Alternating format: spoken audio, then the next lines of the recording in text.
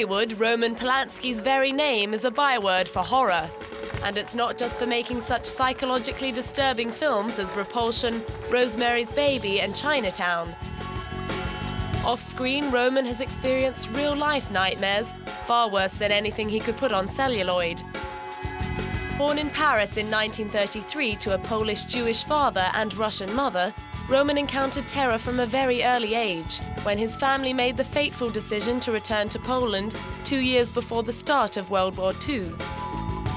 Singled out by the Nazis and forced into the Krakow ghetto, the family suffered terribly.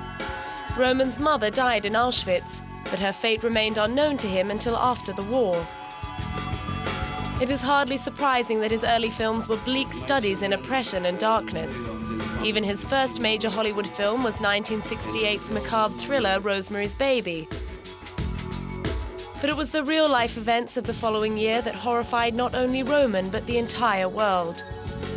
On the evening of the 9th of August 1969, Roman's young wife, Sharon Tate, who was 8.5 months pregnant with their child, was murdered in their home on Cello Drive in Hollywood's Benedict Canyon.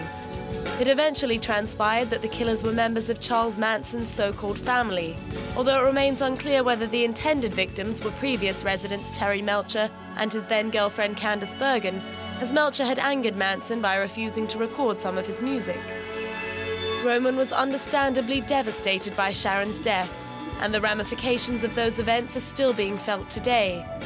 As recently as 2004, he successfully sued Vanity Fair magazine for suggesting that he had sexually propositioned a young Swedish model on the way to Sharon's funeral. Following his admission of unlawful sexual intercourse with a 13-year-old girl in 1978, Roman gave his evidence by video link for fear of extradition to the US. Having fled the country before he could be imprisoned, Roman has lived ever since in France, unable to return even to accept his Best Director Oscar for The Pianist in 2002.